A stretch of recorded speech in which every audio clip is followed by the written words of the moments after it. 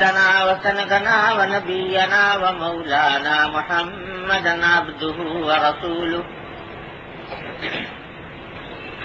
صلى الله تعالى عليه وعلى آله وأصحابه وبارك وسلم تسليما كثيرا. أما بعد،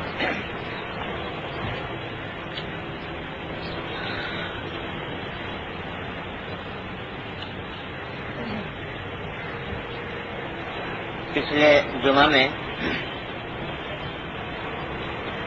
آداب لباس سے متعلق کچھ احادیث کا بیان ہوا تھا، اور یہ موضوع اب قریب الختم ہے اور دوسرا موضوع، دوسرا باب شروع کرنا ہے. لیکن بعض احباب نے یہ خواہش ظاہر کی کہ چونکہ ربیع الاول کا مہینہ شروع ہو چکا، اس واسطے کچھ باتیں اس ربیع الاول کے مہینے کے سلسلے میں آج کے مجلس میں عرض کی جائیں. مجھے بھی مناسب معلوم ہوا کہ اس بارے میں چند گزارشات عرض کروں. تو اولاً کچھ باتیں اس موضوع سے متعلق عرض کرنی ہے، اگر پھر وقت بچ گیا تو انشاءاللہ پھر کچھ حدیثیں جو باقی رہ گئی ہیں وہ عرض کروں گا انشاءاللہ. ربیع الاول کا مہینہ اس لحاظ سے ہماری پوری امت اسلامیہ کے لیے، بلکہ امت اسلامیہ کے لیے کیا پوری انسانیت کے لیے اللہ جل جلالہ کا ایک احسان عظیم ہے کہ اس مہینے میں حضور نبی کریم سرور دو عالم صلی اللہ علیہ وسلم کی بیعت کا دنیا میں تشریف لائے، اور ایسا حضور اکرم صلی اللہ علیہ وسلم کی ولادت اور آپ کی تشریف آوری یہ ساری کائنات میں اگر کہا جائے تو کوئی مبالغہ نہیں کہ سب سے عظیم واقعہ اور انسانیت پر سب سے بڑا احسان اللہ جل جلالہ کا یہ تھا کہ نبی کریم صلی اللہ علیہ وسلم کو مبعوث فرمایا. کیونکہ حضور نبی کریم صلی اللہ علیہ وسلم کی تشریف آوری یہ ساری کائنات کے لیے رحمت، وما ارسلناک الا رحمۃ للعالمین فرمایا قرآن کریم میں. یوں نہیں فرمایا کہ ہم نے مسلمانوں کے لیے رحمت بنایا، یوں نہیں فرمایا کہ انسانوں کے لیے رحمت بنایا، بلکہ عالمین جمع کا صیغہ کہ ساری کائنات کے لیے، جتنے عالم ہیں اس کائنات میں ان سب کے لیے رحمت ہے نبی کریم صلی اللہ علیہ وسلم کا وجود باوجود.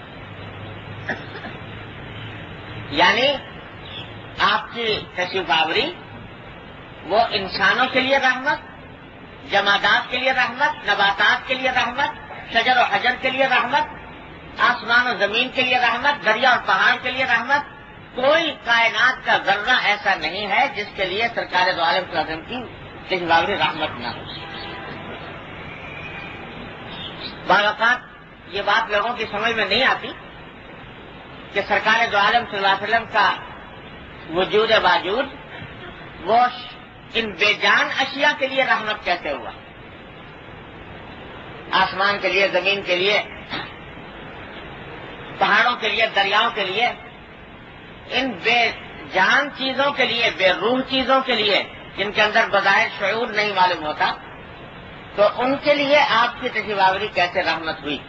چلو انسانوں کے لیے تو رحمت ہے کہ آپ ایک ایسا دین لے کر تشریف لائے جو ساری انسانیت کے لیے ایک انعام عظیم ہے، لیکن جانوروں کے لیے، دریاؤں کے لیے، پہاڑوں کے لیے، ان کے لیے کیسے رحمت.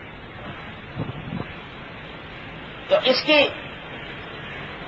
تشریح تھوڑی سی سمجھ لیجئے کہ پہلی بات تو یہ کہ یہ ساری کائنات جتنی بھی ہمیں نظر آ رہی ہے یہ حقیقت میں پیدا ہی ہوئی نبی کریم سرور دو عالم صلی اللہ علیہ وسلم کی تشریف آوری کی خاطر اگر آپ تشریف لانے والے نہ ہوتے تو نہ یہ آسمان ہوتا، نہ زمین ہوتی، نہ ستارے ہوتے، نہ چاند ہوتا، نہ پہاڑ ہوتے، نہ دریا ہوتا۔ ایک جملہ مشہور ہے لوگوں میں بکثرت کہ حضور اقدس صلی اللہ علیہ وسلم کی طرف منسوب کر کے لوگ کہتے ہیں کہ حضور نے فرمایا کہ اللہ تبارک و تعالی نے حضور اقدس صلی اللہ علیہ وسلم سے خطاب کرتے ہوئے فرمایا کہ لولا کا لما خلقت الافلاک، کہ اگر آپ آنے والے نہ ہوتے تو میں آسمانوں کو پیدا نہ کرتا۔ حضور سے فرمایا اللہ تعالیٰ نے۔ تو یہ لفظاً تو یہ حدیث موضوع ہے، یعنی صحیح نہیں ہے یہ حدیث، اور اس کی نسبت حضور اقدس صلی اللہ علیہ وسلم کی طرف یا اللہ تعالیٰ کی طرف کرنا درست نہیں، لیکن اس بات پر سارے تمام علماء متفق ہیں کہ معنی کے اعتبار سے صحیح ہے۔ یعنی یہ واقعہ ہے کہ اگر سرکار دو عالم صلی اللہ علیہ وسلم تشریف لانے والے نہ ہوتے تو یہ کائنات پیدا نہ کی جاتی۔ تو آپ باعث تخلیق کائنات ہیں، تو ستاروں کے لیے بھی رحمت، چاند کے لیے بھی رحمت، سورج کے لیے بھی رحمت، دریاؤں پہاڑوں کے لیے بھی رحمت، اس واسطے کہ آپ کی تشریف آوری کی وجہ سے یہ ساری چیزیں وجود میں آئیں۔ اگر آپ نہ ہوتے تو وجود میں نہ آئے۔ ایک بات ہے یہ سمجھ لیجیے۔ دوسری بات یہ کہ یہ جتنی چیزیں ہمیں آپ کو ایسا محسوس ہوتا ہے کہ یہ بے جان ہے، بے روح ہے، بے شعور ہے۔ پتھر ہے مثلا، ہمیں لگتا ہے کہ یہ بے جان ہے اور اس میں شعور نہیں ہے، احساس نہیں ہے، لیکن حقیقت میں کوئی مخلوق اللہ تعالیٰ کی اس کائنات میں ایسی نہیں ہے جس میں اس کے مناسب شعور اللہ تعالیٰ نے عطا نہ فرمایا۔ کچھ نہ کچھ شعور اس کے اندر موجود ہے۔ قرآن کریم نے فرمایا وَآتَا كُلَّ شَيْءٍ خَلْقَهُ ثُمَّ هَدَىٰ، کہ اللہ تبارک و تعالیٰ نے ہر چیز کو تخلیق فرمایا اور تخلیق فرما کر اس کو اس کے مناسب ہدایت دی۔ ہدایت صرف انسان کے ساتھ خاص نہیں ہے، جانوروں کو بھی ہدایت دی اس کے مطابق، جیسی اس کے مناسب ہدایت ہے وہ جانور کو بھی عطا فرمائی۔ دیکھو کوئی جانور بیٹھا ہو سامنے اور تم ذرا سا پتھر اٹھانے کے لیے ذرا سا جھکو زمین کی طرف، وہ بھاگ پڑتا ہے۔ اتنی فہم اس کو بھی دے دی اللہ تبارک و تعالیٰ نے کہ یہ شخص جو پتھر اٹھا رہا ہے یہ ہو سکتا ہے کہ مجھے اٹھا کے مار دے، تو مجھے یہاں سے بچنا چاہیے۔ تو اپنی ضرورت کے مطابق ہدایت اللہ تبارک و تعالیٰ نے شعور اور احساس اور فہم اور سمجھ اللہ تبارک و تعالیٰ نے جانوروں کو بھی عطا کر، درختوں کو بھی عطا فرمائی۔ درخت کے اندر بھی ایک فی جملہ شعور موجود ہے۔ کیسا شعور کہ سائنس کے اوپر تو اب منکشف ہوئی یہ بات، سائنسدان تو اب آ کر یہ کہتے ہیں کہ ہاں تھوڑا تھوڑا شعور ہے سب میں، لیکن شریعت نے بہت پہلے یہ بات واضح کر دی کہ ان کے اندر بھی فی جملہ شعور موجود ہے۔ اس میں درختوں کے اندر بھی آنکھوں سے دیکھتے ہو کہ درخت چلا جا رہا ہے، راستے میں دیوار حائل ہو گئی، راستہ بدل لے گا، اپنا مڑ جائے گا۔ تو اتنا شعور اس کو بھی اللہ تعالیٰ نے عطا فرمایا کہ اپنی مناسب اپنی ضرورت کے مطابق شعور وہ بھی رکھتا ہے۔ اور اس شعور کا مظاہرہ دیکھو، نبی کریم سرور دو عالم صلی اللہ علیہ وسلم مسجد نبوی میں جب خطبہ دیا کرتے تھے تو ایک شتیر تھا کھجور کا، اور وہ ستون کے طور پر گڑا ہوا تھا، تو سرکار دو عالم صلی اللہ علیہ وسلم اس سے بعض اوقات ٹیک لگا لیا کرتے تھے، اس سے پشت لگا کر اور خطبہ دیا کرتے تھے۔ بعد میں رائے یہ ہوئی کہ ممبر بنوا لیا جائے اور ممبر بنا کر اور حضرت صلی اللہ علیہ وسلم ممبر پر کھڑے ہو کر خطبہ دیں۔ تو جب ممبر بن گیا تو حضرت صلی اللہ علیہ وسلم نے وہ ستون کا سہارا چھوڑ کر ممبر پر آ کر خطبہ دینے کا ارادہ فرمایا۔ تو سنا ہوگا آپ نے کہ وہ ستون جس سے سرکار دو عالم صلی اللہ علیہ وسلم ٹیک لگایا کرتے تھے وہ رو پڑا، اس کے رونے کی آواز سب صحابہ کرام نے سنی اور رویا اس وجہ سے کہ سرکار دو عالم صلی اللہ علیہ وسلم مجھ سے ٹیک لگا کر، مجھے یہ شرف حاصل تھا کہ آپ مجھ سے ٹیک لگا کر خطبہ دیا کرتے تھے، اب میں اس شرف سے محروم ہو گیا۔ تو روایات میں آتا ہے کہ سرکار دو عالم صلی اللہ علیہ وسلم نیچے اترے اور اس کو لے جا کر سینے سے لگایا، اور سینے سے لگانے کے بعد اس کے رونے کی آواز بند ہوئی۔ اس کو استوان حنانہ کہتے ہیں۔ استوان حنانہ کے معنی رونے والا ستون۔ تو آج بھی مسجد نبوی میں جگہ اس کی موجود ہے جہاں محراب مبارک ہے، محراب نبوی، اس کے برابر میں ایک جو بڑا سا ستون بنایا ہوا ہے، تو وہ اس کے اوپر لکھا ہوا بھی ہے کہ یہ وہی ستون ہے، یعنی اس جگہ پر تھا وہ ستون جو نبی کریم صلی اللہ علیہ وسلم کی فراق میں رو پڑا تھا۔ تو دیکھنے میں شجر بے جان، بے روح، بے سمجھ، اس کے اندر بغیر جذبات نظر نہیں آتے، لیکن اللہ تبارک و تعالی نے اس کو اپنے مناسب اتنی فہم، اتنا شعور عطا فرمایا کہ سرکار دو عالم صلی اللہ علیہ وسلم سے جدائی اس کو گوارا نہ ہوتی۔ تو ان میں درختوں میں بھی ہے، پتھروں میں بھی ہے۔ پتھر بظاہر بالکل بے حص و حرکت نظر آتا ہے، جہاں پڑا ہوا ہے بے حص و حرکت نظر آتا ہے، اس میں بظاہر کوئی شعور نظر نہیں آتا، کوئی ادراک نظر نہیں آتا، لیکن قرآن کہتا ہے کہ انما الحجارۃ لما کہتے ہیں انما الحجارۃ لما يتفجر منه الانهار وان منها لما يهبط من خشیۃ اللہ، کہ پتھر بعض وہ ہے کہ جن سے نہریں پھوٹ پڑتی ہیں، اور بعض وہ ہیں جو اللہ کی خشیت سے، اللہ کے ڈر سے گر جاتے ہیں۔ اللہ تبارک و تعالیٰ کی خشیت ان کے اندر موجود ہے اور وہ گر جاتے ہیں اللہ تعالیٰ کی خشیت۔ تو معلوم ہوا کہ پتھروں کے اندر بھی تھوڑا بہت شعور موجود ہے اپنی مناسب۔ اور قرآن فرماتا ہے وَإِن مِّن شَيْءٍ إِلَّا يُسَبِّحُ بِحَمْدِهِ وَلَٰكِن لَّا تَفْقَهُونَ تَسْبِيحَهُ، کہ دنیا میں، کائنات میں کوئی چیز ایسی نہیں ہے جو اللہ تعالیٰ کی تسبیح، اللہ تعالیٰ کی حمد بیان نہ کرتی ہو، لیکن تم لوگ ان کی تسبیح کو سمجھتے نہیں ہیں۔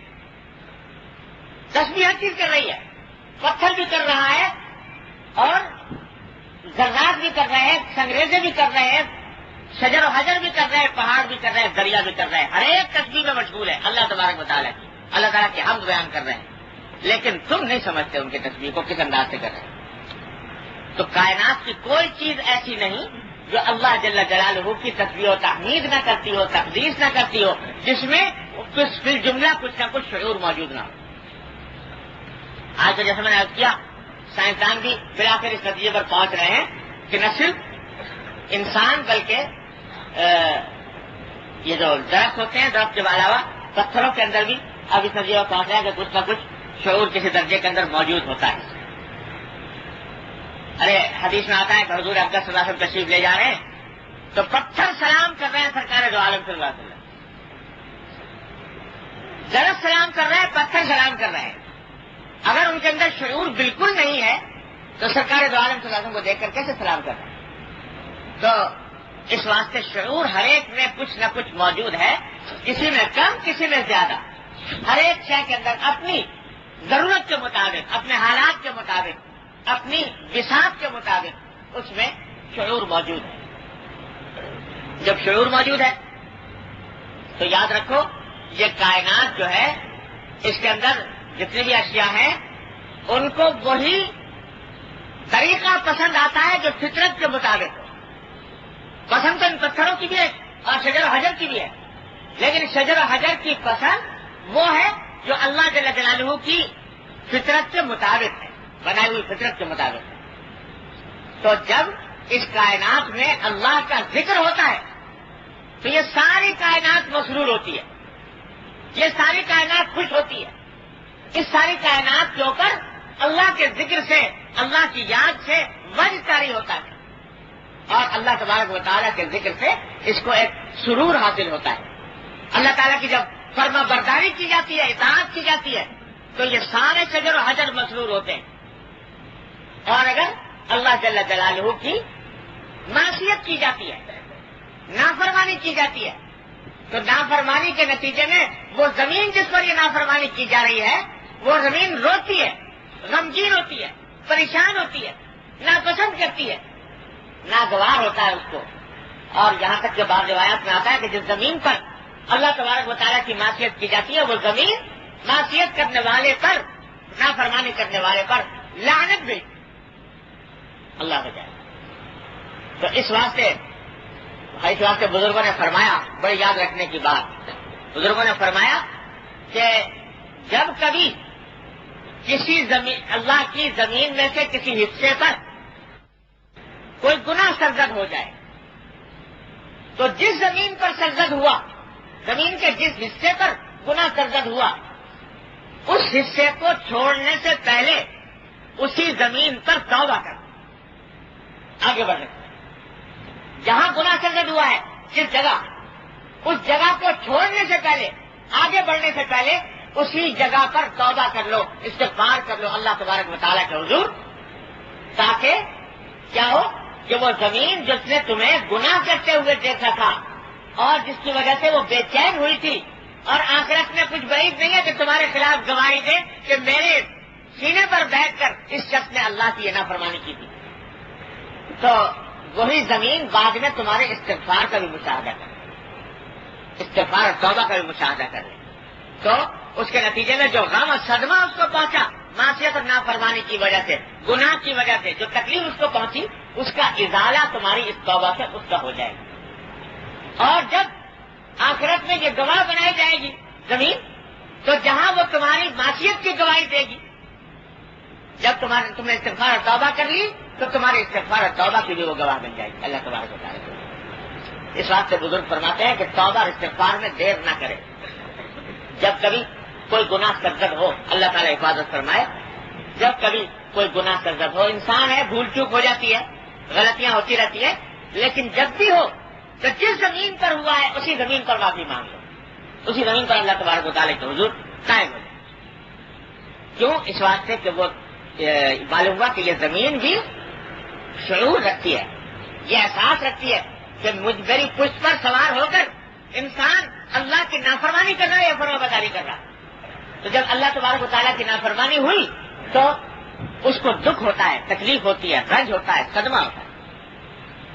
تو یہ ساری کائنات جس میں کچھ نہ کچھ شعور موجود ہے، جب تک حضور نبی کریم سرور دو عالم صلی اللہ علیہ وسلم تشریف نہیں لائے تھے تو یہ مظلوم تھی، مغموم تھی، رنجیدہ تھی، غمگین تھی کہ اس کی پشت پر اللہ کے بندے اللہ کی نافرمانی کر رہے ہیں، عبادت کسی اور کی ہو رہی ہے، پرستش کسی اور کی جا رہی ہے۔ سرکار دو عالم صلی اللہ علیہ وسلم تشریف لائے تو آپ نے اس زمین کو اس نافرمانی سے پاک کیا، تو اس پاک کرنے کے نتیجے میں، آپ کے تشریف آوری کے نتیجے میں یہ ساری زمین یہ محفوظ ہوئی بت پرستی سے، شرک سے، کفر سے، فسق و فجور سے، طغیان اور عصیان سے، اور اس نے اللہ تبارک و تعالیٰ کی اطاعت کے نظارے دیکھے، اس سے مسرور ہوئی۔ اس واسطے سرکار دو عالم صلی اللہ علیہ وسلم کا تقدس شواوری یہ رحمت ہوئی زمین کے لیے۔ چاند اور سورج، ستارے، اللہ تعالیٰ نے ایسی چیز پیدا کی ہے کہ ہر ایک پر یکساں طور سے روشنی لٹا رہے ہیں۔ سورج کی روشنی مسلمان پر بھی پڑ رہی ہے، کافر بھی پڑ رہی ہے، اللہ کے فرما بردار پر بھی پڑ رہی ہے، نافرمان پر بھی پڑ رہی ہے۔ چاند کی روشنی سے یکساں طور پر سارے انسان لطف اندوز ہو رہے ہیں، بری خان یغما کے دشمن سے دوست، اللہ کے دشمن بھی اللہ کے دوست۔ لیکن یاد رکھو کہ سورج جب اللہ کے فرما بردار کے اوپر اپنی روشنی ڈالتا ہے، اپنی کرنیں ڈالتا ہے، تو اس فرما بردار پر ڈالنے میں اس کو جو سرور محسوس ہوتا ہے، اس کو جو راحت معلوم ہوتی ہے، وہ کافر کو کے اوپر کرنیں ڈالنے میں نہیں ہوتی۔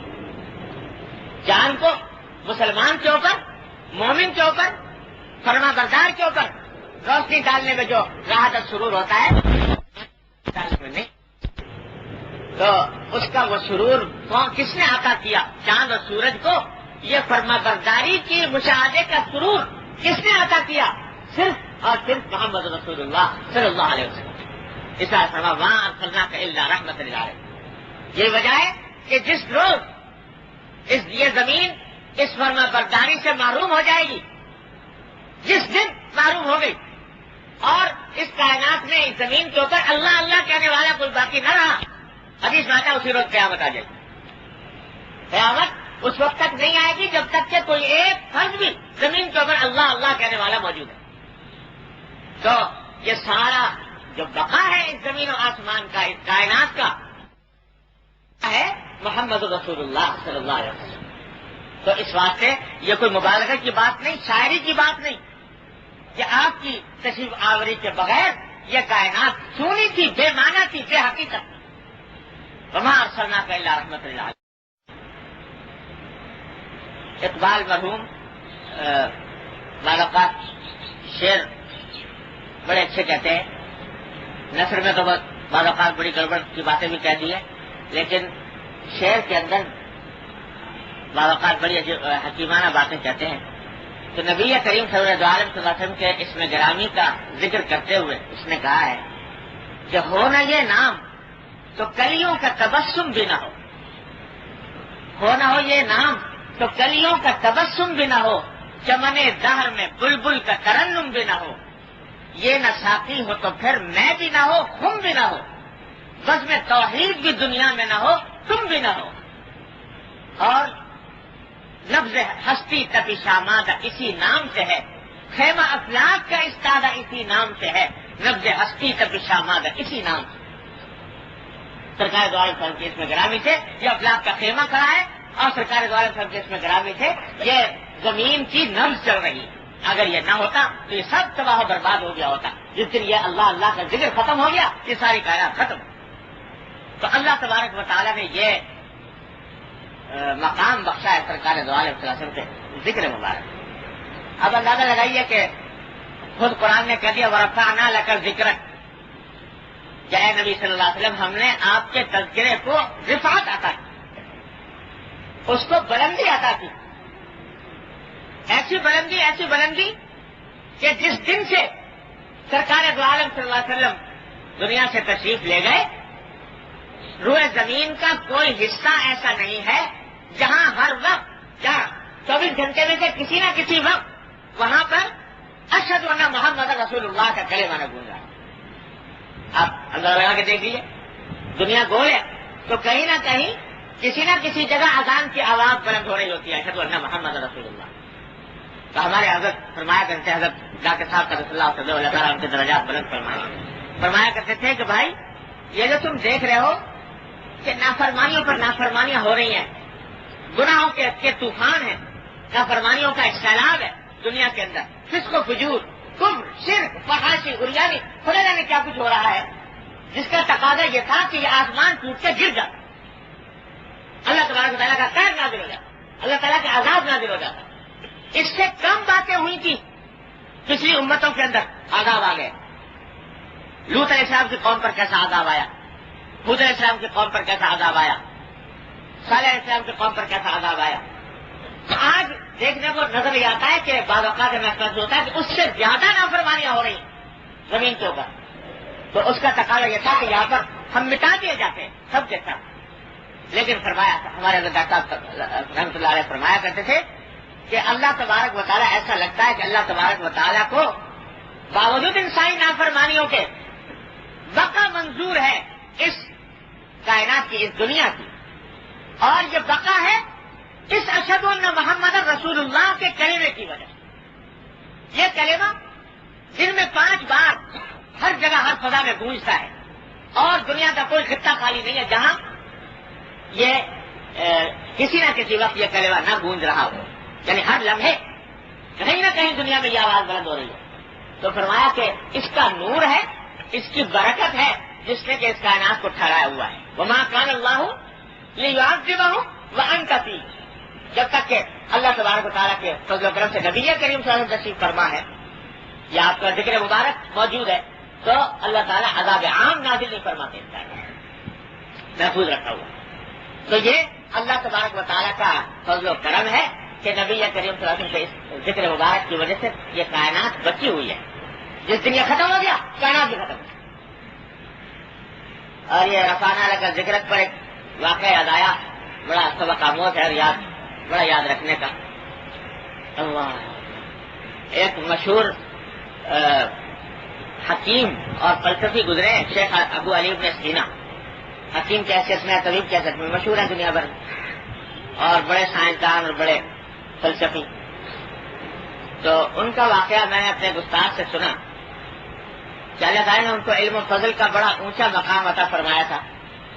تو ایک دن ایک شاگرد تھا ان کا، اس نے شیخ سے کہا کہ حضرت آپ کو اللہ تعالیٰ نے اس ساری دنیا کے اتنے علوم عطا فرمائے ہیں کہ اگر آپ نبوت کا دعویٰ کر دیں تو بہت سے لوگ آپ کے پیچھے ہو جائیں، اتنے بڑے عالم ہیں آپ اور اتنا بڑا علم اللہ تعالیٰ نے عطا فرمایا کہ نبوت کا دعویٰ کر دینے میں کوئی مذائقہ معلوم نہیں ہوتا، اور اگر کر دیں تو دنیا آپ کے پیچھے ہو جائے، تو میں سمجھ آتا کیوں نہیں کرتے؟ تو شیخ ابو علی ابن سینا اس وقت خاموش ہو گئے، طرح دے گئے، کوئی جواب نہیں دیا۔ کچھ بات آئی گئی ہو گئی، ایک عرصے دراز کے بعد شیخ کو سفر پیش آیا، شیخ کو سفر پیش آیا دمشق کا، شام کا جو دارالحکومت ہے دمشق، وہاں تشریف لے گئے، شاگرد بھی ساتھ تھا، یہی شاگرد۔ تو دمشق کی جو سب سے بڑی جامع مسجد جامع دمشق، اس کے قریب ایک محلے میں کہیں گھر میں قیام ہوا، سردی کا موسم تھا اور شام میں سردی بڑی زبردست پڑتی ہے، تو رات کو جب سوئے تو آخر شب میں اٹھے شیخ، معمول تھا تہجد کے لیے بیدار ہونے کا، تو تہجد کے لیے اٹھے تو ایک جگہ پر شیخ سو رہے تھے، قریب نہیں وہ شاگرد بھی سو رہا تھا، تو شاگرد کو آواز دی اور کہا کہ بھائی ذرا اٹھ جاؤ، اور سردی آج بہت سخت ہے، بڑا کڑاکے کا جاڑا پڑ رہا ہے، تو ذرا میرے لیے پانی گرم کر دو تاکہ میں وضو کر کے تہجد کی نماز پڑھ لوں۔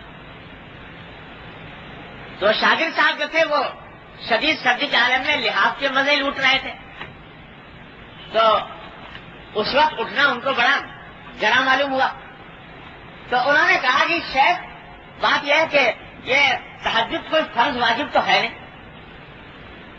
اور سردی بڑی سخت ہو رہی ہے، آپ کی عمر بھی زیادہ، اور سفر کا موقع ہے، سفر میں تو اللہ تعالیٰ نے فرض نماز بھی یاد کر دی، تو یہ تو نفلی نماز ہے اور سردی زیادہ ہے، اور آج اگر تہجد کی نماز آپ چھوڑ ہی دیں تو کیا حرج؟ یہ جواب دیا شاگرد صاحب نے۔ شیخ خاموش ہو گئے، لیتے رہے۔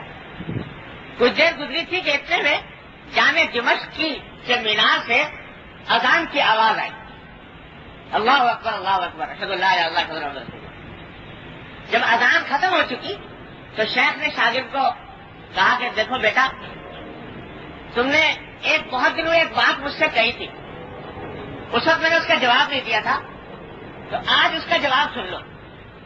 تم نے کہا تھا کہ شیخ تم نبوت کا دعویٰ کیوں نہیں کر دیتے؟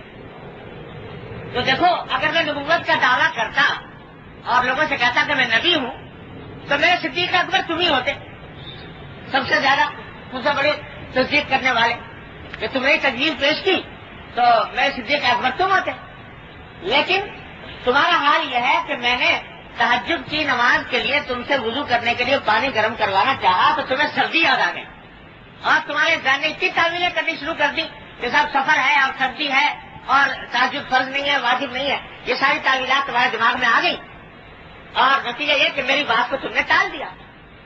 اور اس شخص کو دیکھو جو جامع دمشق کے مینارے پر کھڑا ہے اس وقت، اس طوفان باد و بارہ میں، جہاں برفانی ہواؤں کے جھٹکن چل رہے ہیں، اور اتنے بڑے مینارے کے اوپر جا کر یہ کلمہ بیان کر رہا ہے اشہد ان محمد رسول اللہ، اشہد ان محمد رسول اللہ، جبکہ اس محمد رسول اللہ صلی اللہ علیہ وسلم کو دنیا سے گئے ہوئے 600 حکم پر آج بھی یہ اس برفانی ہواؤں کے اندر کلمہ بیان کر رہا ہے اشہد ان محمد رسول اللہ۔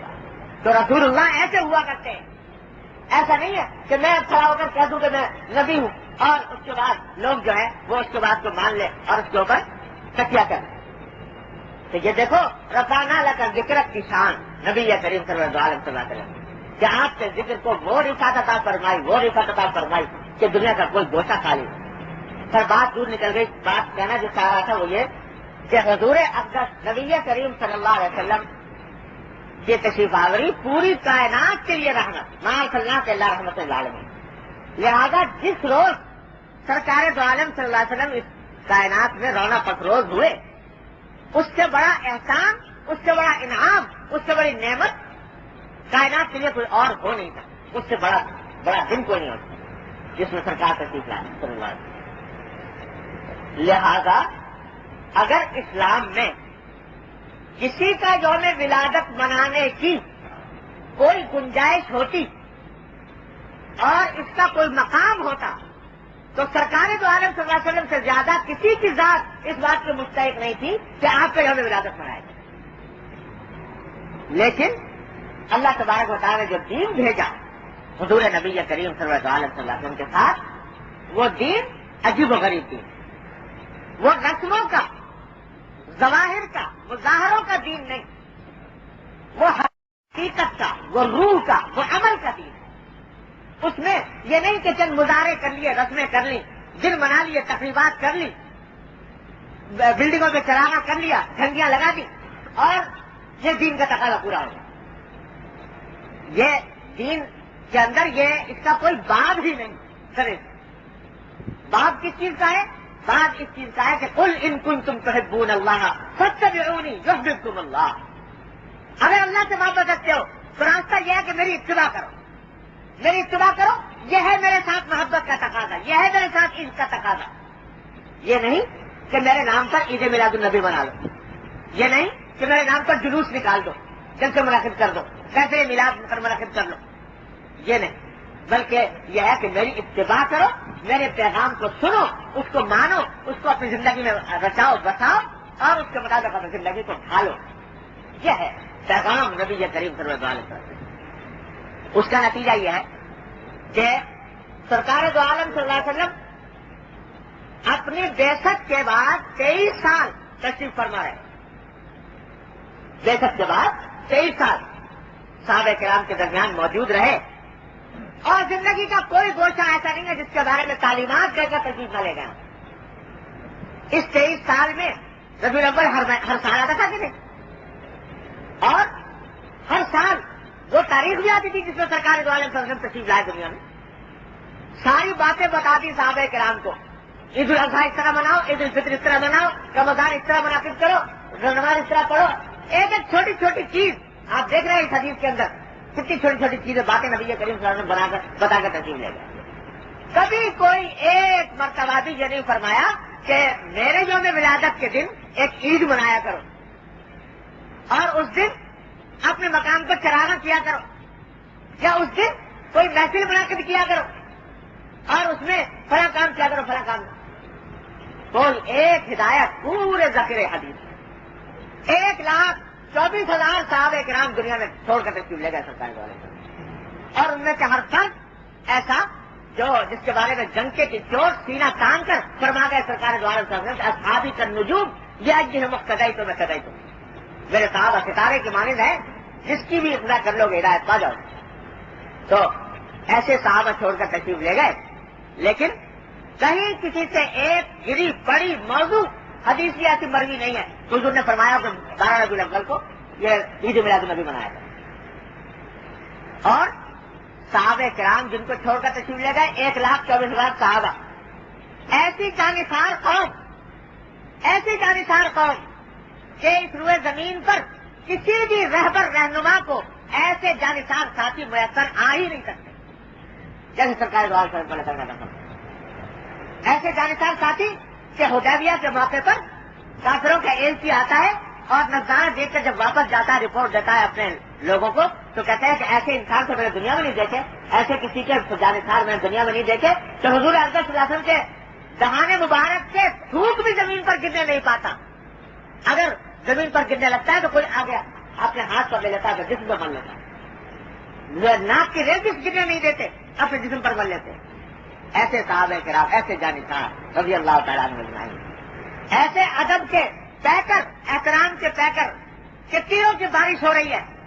غزوہ احد کے موقع پر تلواریں چل رہی ہیں اور تیروں کی بارش میں چاہتے ہیں کہ حضور اکرم صلی اللہ علیہ وسلم کے طرف آنے والے تیروں کو اپنے سینے پر لیں، لیکن اپنے سینے پر لینے کی صورت میں اندیشہ ہے کہ پشت نہ ہو جائے نبی کریم صلی اللہ علیہ وسلم کی طرف. تو اس حالت میں بھی ادب کا تقاضا ملحوظ ہے کہ سینہ حضور اکرم صلی اللہ علیہ وسلم کی طرف کر کے پشت کے اوپر اپنے تیروں کے بعد وصول کر رہے ہیں.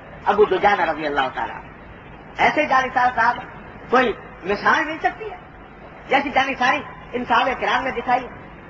ایسے جانثار صحابہ کہ آن حضرت صلی اللہ علیہ وسلم کے ایک پسینے کے قطرے کے اوپر ہزاروں جانیں قربان کرنے کے لیے تیار ہوں. لیکن ان سارے 1,24,000 صحابہ کرام میں سے کوئی ایک فرد دکھا نہیں سکتا کوئی شخص کہ وہ 12 ربیع الاول کو جس نے عید میلاد النبی بنا کر محفل میلاد منعقد کی، آج تک کوئی ایک صحابی نہیں ملا۔ ارے بھائی، اس کو محبت سے وہ پیکر وہ یہ نہیں کرتے۔ ہاں، کیا کرتے ہیں کہ 12 ربیع الاول کی خصوصیت میں ان کی پوری زندگی، سال کے 12 مہینے، مہینے کے 30 دن اور دن کے 24 گھنٹے وہ محمد رسول اللہ صلی اللہ علیہ وسلم کی سنت اور سیرت میں ڈھلے ہوئے۔ جب بیٹھتے ہیں ذکر حضور کا ہے، جب بیٹھتے ہیں آپس میں تو کہتے ہیں بھائی تھوڑی دیر بیٹھ جاؤ تو حضور اقدس صلی اللہ علیہ وسلم کا ذکر کر لیں، آپ کی سیرت کا، آپ کی سنت کا ذکر کر لیں کہ آپ کس طرح اٹھتے تھے، کس طرح بیٹھتے تھے، کس طرح کھاتے تھے، کس طرح پیتے تھے، تاکہ اس کو اپنی زندگی بسائیں۔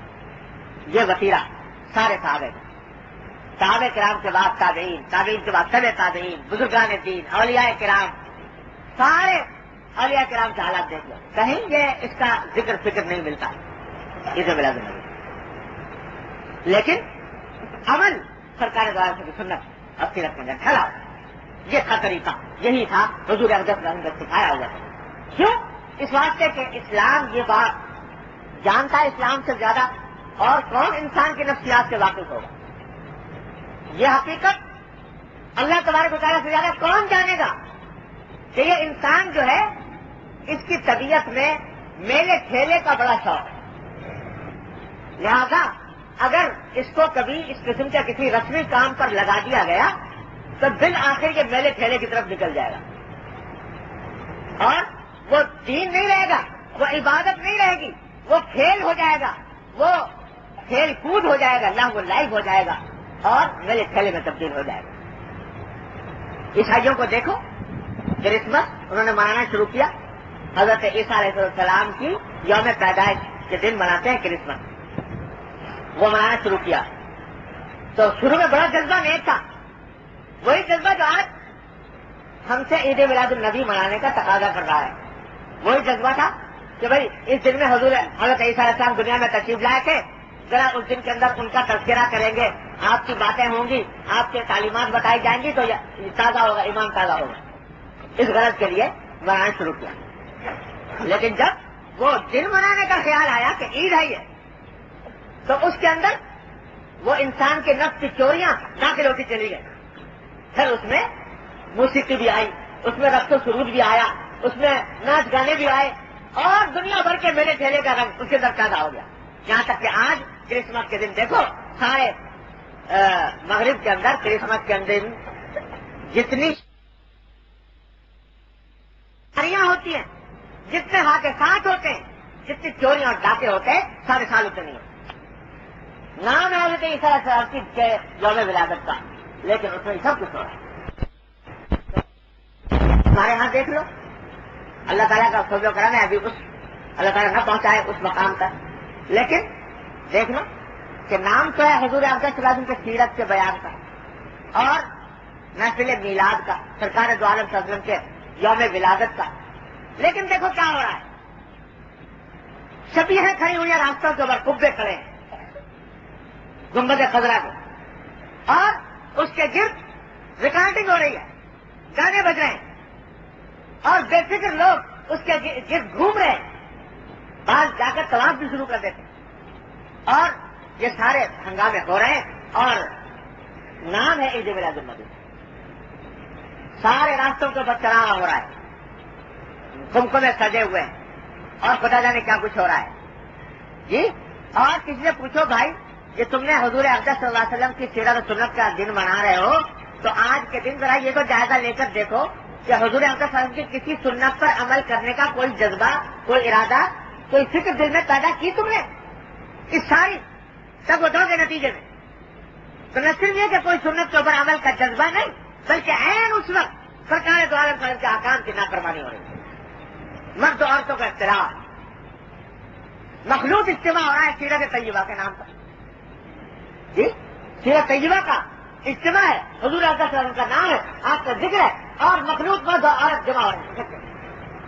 حضور اقدس صلی اللہ علیہ وسلم نے فرمایا تھا کہ جہاں مرد و عورت اکٹھے ہو تو تیسرا شیطان ہوتا ہے، اور مخلوط اجتماع ہو رہا ہے اور سیرت طیبہ کا جلسہ بھی، اور اس سے آگے بڑھ کر یہ کہ حضور اقدس صلی اللہ علیہ وسلم کی سیرت بیان ہو رہی ہے، نمازوں کے اوقات جا رہے ہیں، نماز کی فکر نہیں ہے، نماز ضائع ہو رہی ہے۔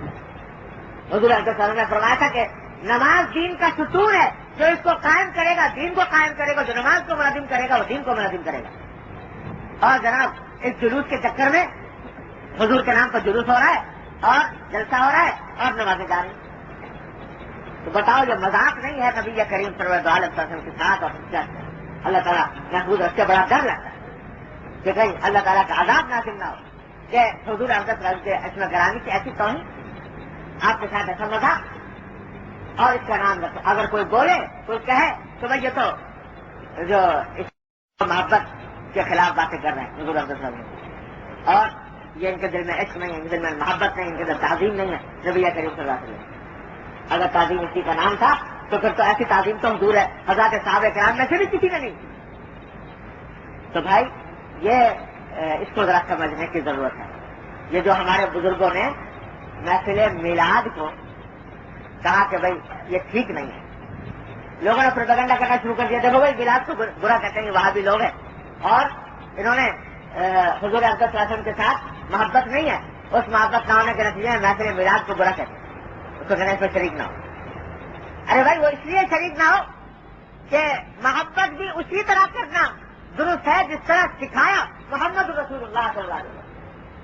محبت ایسی نہیں جو نادان کی محبت، نادان کی محبت۔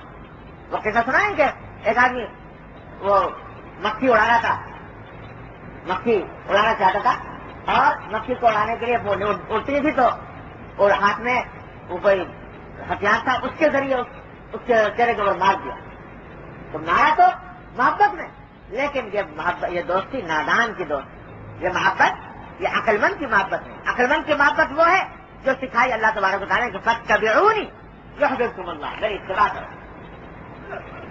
محبت کا راستہ بھی بتا گئے حضور نبی کریم صلی اللہ علیہ وسلم، اس طرح محبت کرتے ہیں۔ پہلے بھی آپ سے عرض کیا تھا کہ محبت کا وہی طریقہ معتبر ہے جو حضور نبی کریم صلی اللہ علیہ وسلم اور صحابہ کرام کے طریقوں کے مطابق ہے۔ اپنی طرف سے دیکھو عیسیٰ علیہ السلام نے قوم نے محبت کی، عیسیٰ علیہ السلام کی قوم نے حضرت عیسیٰ علیہ السلام کے ساتھ محبت کی۔ کیا محبت کی؟ کہ ان کو خدا کا بیٹا بنا۔ کچھ نے کہا بھائی خدا کا بیٹا، خدا کا تو کوئی بیٹا نہیں ہوتا، لیکن ہماری محبت کا تقاضا تو یہی ہے، ہماری تعظیم کا تقاضا تو یہی ہے۔ تو محبت غلط راستے پر گئی تو ٹھیک تک پہنچ گئی۔ تو محبت وہی معتبر ہے جو نبی کریم صلی اللہ علیہ وسلم کے طریقے کے مطابق۔ آپ کو پہلے بھی سنایا پھر اپنے میرے مرحوم بھائی کا کہ میرے محبوب میری ایسی وفا سے توبہ، میرے محبوب میری ایسی وفا سے توبہ جو تیرے دل کی کدورت کا سبب بن جائے۔ محبت وہی ہے، وفا وہی ہے جو آپ کے دل کو راحت پہنچانے والی ہے، کدورت کا سبب نہ بنے۔ یہ جتنی بدعات ہے وہ سب محمد رسول اللہ صلی اللہ علیہ وسلم کے دل کی کدورت کا سبب ہے۔ اس واسطے وہ محبت کا نام جھوٹا ہے، اس میں حقیقت میں محبت نہیں۔ تو یہ محفل میلاد کو جو کیا تھا وہ اس وجہ کہ یہ راستہ پلٹتا ہے۔ میرے والد ماجد صلی اللہ علیہ وسلم ایک بڑے حکیمانہ بات ارشاد فرمایا کرتے تھے، یاد رکھنے کی۔ وہ فرماتے تھے کہ جہاں راستے بدلتے ہیں، ٹرین کو دیکھا کبھی، ٹرین جب جاتی ہے تو ایک لائن جا رہی ہوتی ہے، وہاں سے پھر دوسری لائن نکل آتی ہے، وہ کسی اور طرف جاتی ہے، راستہ پھٹ جاتا ہے۔ تو جس جگہ دونوں راستے پھٹ رہے ہیں وہاں پر دونوں لائنوں کے درمیان فاصلہ بہت معمولی ہوتا ہے، 1 انچ کا، آدھے انچ کا۔ یہ لائن ادھر جا رہی ہے، یہ لائن ادھر جا رہی ہے، تو شروع میں دونوں کے درمیان فاصلہ بہت تھوڑا سا ہے، 1 انچ کا، آدھے انچ کا ہے۔ لیکن آدمی اگر اس لائن پر چل پڑے تو آگے جا کر وہ 1000 میل کا فاصلہ ہو جائے گا، کہاں سے کہاں پہنچ جائے گا۔ تو شروع میں جہاں لائن پھٹ رہی تھی وہاں پتہ نہیں چلا کہ لائن پھٹ گئی، لائن بدل گئی، راستہ پلٹ گیا۔ تو جس وقت لائن بدلتی ہے تو وہاں پر بسا اوقات انسان کو احساس نہیں ہوتا، جب دور چلا جاتا ہے تو پتہ چلتا ہے کہ اوہو میں تو کہیں اور چلا آیا، جانا کہیں اور تھا۔ تو یہ جو سنت اور بدعت کا کے راستے جہاں پھنستے ہیں وہاں دیکھنے میں کچھ بہت زیادہ فرق بسا اوقات نظر نہیں آتا، معمولی سی بات نظر آتی ہے کہ یہ ذرا سا اگر جب پھٹ گیا تو کیا ہوا، آج دنیا یہی کہتی ہے، ذرا یہ کر لیے تو کیا ہوا، کیا حرج؟ ہم نے اگر محفل میلاد کر لی تو کیا حرج؟ اور ہم نے اگر فلاں کام کر لیا، تیجا کر لیا، 10واں کر لیا، 20واں کر لیا، چلو کر لیا، اس میں کیا حرج؟ یہ تو کوئی گناہ کا کام تو نہیں کیا، کوئی شراب تو نہیں کی، کوئی ڈاکہ تو نہیں ڈالا، کوئی چوری تو نہیں. لیکن بات ساری یہ ہے کہ وہ کام کیا جہاں سے راستہ بدل رہا ہے اور سنت سے بدعت کی لائن پر پڑ رہے ہو. یہ بدعت کا راستہ وہ ہے جس کے بارے میں فرمایا نبی کریم صلی اللہ علیہ وسلم کہ کل بدعت ضلالہ وکل ضلالۃ فی النار. ہر گمراہی جہنم میں جانے والی. یہ راستہ جنت کا دروازہ جنت کو جاتے جاتے راستہ بدل گیا، وہاں جا کر پتہ نہ چلا، لیکن وہی آگے لے جا کر جہنم میں لے جانا لگا. اس واسطے ہر کام کو جو دین کے نام پر کر رہے ہو، یہ پہلے دیکھو کہ محمد رسول اللہ صلی اللہ علیہ وسلم اور صحابہ کرام رضی اللہ تعالیٰ اجمعین کے طریقے کے مطابق ہے کہ نہیں. قرآن نے ایک معیار بتا دیا، یاد رکھو، قرآن نے ایک معیار بتا دیا کہ فَإِنْ آمَنُوا بِمِثْلِ مَا آمَنْتُمْ بِهِ. صحابہ کرام سے خطاب کرتے ہوئے فرمایا کہ اگر وہ لوگ ایمان لائے اور ان کا ایمان بھی ویسا ہی ہو جیسا اے صحابہ تمہارا ہے، تو فقد اهتدوا، وہ ہدایت لائے. کیا مانا کہ اب کسی کے ایمان کو اگر جانچنا ہے، کسی کے دین کو جانچنا ہے، کسی کے دین کو آزمانا ہے، تو اس کی کسوٹی ایک ہی ہے. وہ کیا کہ صحابہ کرام کے معیار پر پرکھ کر دیکھ لو کہ یہ دین کی بات وہاں سے نکلی ہے کہ نہیں. اگر وہاں سے نکلی ہے تو وہ بات معتبر ہے، وہاں سے نہیں نکلی تو معتبر نہیں، وہ دین کی بات معتبر نہیں. کتنی ہی دیکھنے میں خوش نما رکھتے. اس واسطے ہمارے بزرگوں نے یہ راستہ، اس راستے کو اختیار نہیں. حضور نبی کریم صلی اللہ علیہ وسلم کا ذکر مبارک جیسے میں نے ابھی عرض کیا، بڑی نعمت، بڑی سعادت، بڑی فضیلت کی چیز، لیکن اس کو کسی خاص تاریخ سے منسلک کر دینا کہ 12 ربیع الاول ہی کو کریں گے، ربیع الاول کے مہینے میں ہی کریں گے، اور اس کے ساتھ مخصوص کر کے اس کو وابستہ کر دینا، یہ اس کو بدعت بناتا ہے جو جائز. ارے یہ ذکر تو ایسا ہے کہ 12 مہینے کرو، ہر وقت کرو، ہر لمحے کرو نبی کریم صلی اللہ علیہ وسلم کا ذکر مبارک. کوئی تخصیص کسی دن کی نہیں. اور اگر تخصیص ہوتی تو یہ بھی آپ کو بتا دوں، جن لوگوں نے مشہور ہے کہ حضور اقدس صلی اللہ علیہ وسلم کی ولادت 12 ربیع الاول کو ہوئی. حالانکہ یہ بات اتنی زیادہ تحقیق سے ثابت نہیں اور روایتیں مختلف ہیں. بعض روایتوں میں 12 کا بھی ذکر آیا، بعض میں 9 کا آیا ہے، بعض میں خیر 3 کا بھی ہے، 3 ربیع الاول. بلکہ محقق علماء نے یہ کہا کہ 9 والی روایت زیادہ صحیح ہے کہ 9 ربیع الاول کو ولادت ہوئی تھی نبی کریم صلی اللہ علیہ وسلم. اب اندازہ لگائیے کہ اگر یوم ولادت کو منانے کا کوئی تصور ہوتا اسلام میں تو ممکن نہیں تھا کہ صحابہ کرام اس کو پوری طریقے سے محفوظ نہ رکھتے کہ کون سا دن تھا. لیکن چونکہ تصور نہیں تھا، اس واسطے زیادہ محفوظ رکھنے کا اہتمام بھی نہیں کیا. روایتیں مختلف ہو رہی ہیں، کوئی کہہ رہا 3 ہے، کوئی کہہ رہا 9 ہے، کوئی کہہ رہا 12 ہے، تو محفوظ رکھنے کا بھی اہتمام نہیں. تو بھائی یہ گزارش اس لیے میں نے کی کہ یہ بڑے لوگوں میں باتیں چلتی ہیں کہ دیکھو بھائی میلاد کو کے اندر آ جاؤ تو کیا حرج ہے، میلاد میں میلادی تو ہو رہا ہے، حضور کا ذکر ہو رہا ہے، حضور کی سیرت کا بیان ہو رہا ہے، حضور کی پیدائش کا بیان ہو رہا ہے، اور اس میں درود و سلام ہو رہا ہے، تو کیا حرج ہے؟ ارے حرج یہ ہے کہ اپنی طرف سے یہ دین کا طریقہ گھڑا جا رہا ہے. دین کا طریقہ وہی معتبر ہے جو محمد رسول اللہ صلی اللہ علیہ وسلم صحابہ کرام سے ثابت ہے. اس کے علاوہ کوئی اور طریقہ اگر نکالا گیا ہے تو وہ معتبر نہیں، اللہ تبارک و تعالیٰ سے وہ دین ہی نہیں، وہ راستہ ہی غلط. پہلے مثال دی تھی آپ کو کہ راستہ سامنے میرے والد ماجد کو کسی نے خواب میں دیکھا تھا کہ ایک کا انسا بنایا، دائیں طرف صفر لگایا، تو پوچھا کیا ہوا، تو صفر دائیں طرف لگانے سے 1 کے 10 ہو گئے. دوسرا انسا لگایا تو 100 ہو گئے، تیسرا انسا لگایا 1000 ہو گئے. پھر اس کو مٹا دیا، بائیں طرف انسا لگایا تو کیا ہوا کہ وہ 1 کا بھی آدھا رہ گیا کیونکہ 8.1 ہو گیا، 10واں انسا رہ گیا. اور لگایا تو معلوم 8.01 ہو گیا، پھر اور لگایا تو 8.001 ہو گیا. تو دائیں طرف نقطے لگانے سے عدد بڑھ رہا ہے، بائیں طرف نقطے لگانے سے عدد گھٹ رہا ہے نقطہ ایک ہی، وہی 0 وہی نقطہ، لیکن دائیں طرف لگانے سے بڑھ رہا ہے، بائیں طرف لگانے سے گھٹ رہا ہے. کیوں؟ اس واسطے کہ وہ صحیح جگہ لگ رہا ہے، صحیح طریقے سے لگ رہا ہے، اس کے عدد کے اندر اضافہ کر رہا ہے. یہ غلط طریقے سے لگ رہا ہے، غلط جگہ پر لگ رہا ہے، اس واسطے عدد میں کمی پیدا ہو رہی ہے. تو وہ بڑا بظاہر دیکھنے میں طریقہ ایک ہو درود شریف پڑھنا، لیکن صحیح طریقے سے پڑھو گے تو وہ تمہارے لیے نیکی میں اضافہ کرنا ہے. جو شخص ایک مرتبہ درود شریف پڑھے اللہ تعالیٰ اس کے بعد 10 رحمتیں نازل کرنا، اور وہی درود شریف غلط طریقے سے پڑھنا. یا غلط طریقے سے کہ یہ سمجھ کر کہ صاحب کھڑے ہو کر پڑھنا فرض ہے، بیٹھ کر نہیں پڑھ سکتے، کھڑے ہو کر پڑھنا فرض ہے. جو کھڑے ہو کر نہ پڑھے وہ قابل نکیل ہے، قابل ملامت ہے. اور اللہ بچائے اس آپ یہ بھی شامل کر لو اگر عقیدہ فاسدہ تو حضور افضل صاحب تشریف لاتے ہیں حاضر ناظر معاذ اللہ، تو یہ غلط طریقے سے پڑھنے کے نتیجے میں یہی درود شریف ہے، وہی صفر ہے، الٹی طرف لگ گیا کہ تمہارے اسامال جو الٹ ہوئے.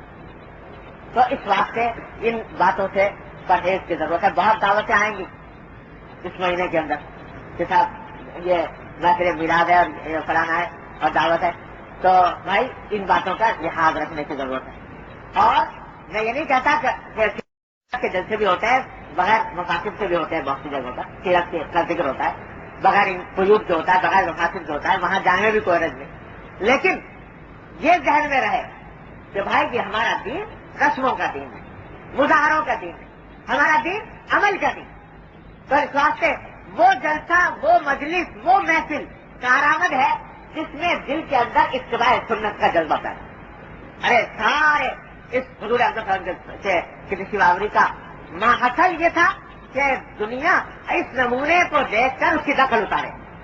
لقد کان لکم فی رسول اللہ اسوۃ حسنہ، اتباع کرو، اس کو دیکھ دیکھ کر اپنی زندگی کو اس کے مطابق بنائے. یہ تھا میرا مقصد. اس مقصد کی خاطر اگر کسی مجلس میں شرکت ہو، یہ اس نیت سے کہ بھائی حضور افضل صلی اللہ علیہ وسلم کا طریقہ معلوم ہوگا تو اس کو اپنی زندگی کے اندر اپنائیں گے. بڑی مبارک ہے وہ محفل، بڑا مبارک ہے وہ جانا، بڑا مبارک ہے وہ بیان، بڑا مبارک ہے اس کا سننا.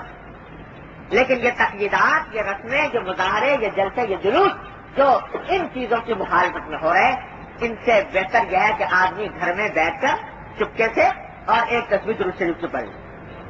اگر اللہ تعالیٰ توفیق دے تو گوشے تنہائی میں بیٹھ کے 100 مرتبہ درود شریف پڑھ لو. اللہم صلی علی سیدنا محمد وعلی آل محمد کما صلیت علی ابراہیم وعلی آل ابراہیم انک حمید مجید. 100 تسبیحیں 100 مرتبہ پڑھ لو گے تو 1000 رحمتوں کے مستحق ہو جاؤ گے اللہ تبارک و تعالیٰ. اور یہ تو کیا نہیں، اور جا کے ایسے جلوسوں میں، ایسے جلسوں میں شامل ہو گئے کہ جس کے اندر نافرمانیاں ہو رہی ہیں حضور افضل صلی اللہ علیہ وسلم کے احکام کی، تعلیمات کی، تو دنیا کی برباد گناہ لازم والی بات اس بات سے. چلو آج تو سارا وقت اس میں گزر گیا.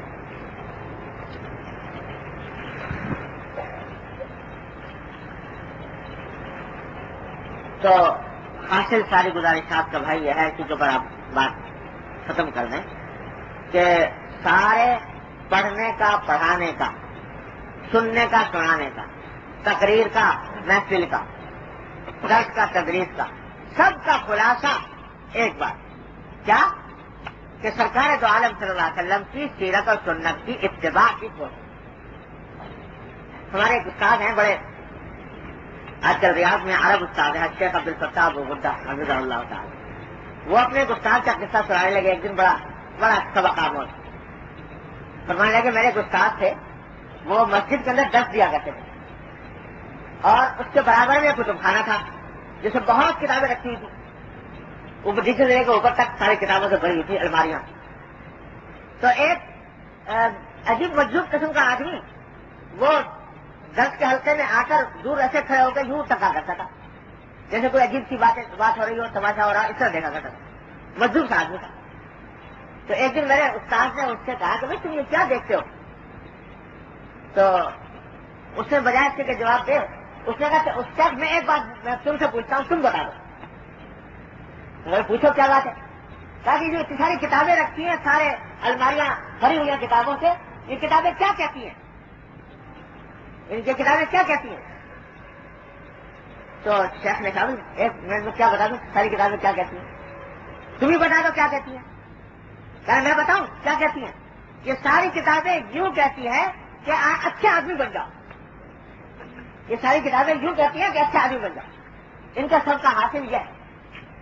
تو شیخ نے کہا کہ بھائی واقعی ایسا خلاصہ نکالا کہ ہم نے بھی اس طرف دھیان نہ دیا کہ واقعات ساری کتابیں کسی بھی علم کی ہوں، کسی بھی فن کی ہوں، کسی بھی موضوع کی ہوں، آخرکار نتیجہ اس کا یہ نکلتا ہے کہ اچھا آدمی بن جاؤ. تو شیخ نے کہا بھائی یہ نتیجہ وہ نکالا اس نے کہ سارے پڑھ لکھ کے بھی بڑا اوقات ہم اس نتیجے تک نہیں پہنچتے جو اس بیچارہ یہ مجذوب آدمی اس نتیجے تک پہنچتے. تو بھائی یہ ساری گفتگو، ساری تقریریں، سارے 10 تدریس کتابیں، ان سب کا حاصل ایک ہے اور وہ اچھا آدمی بن جائے. اور اچھا آدمی کون ہوتا ہے؟ جو متبع ہو محمد رسول اللہ صلی اللہ علیہ وسلم.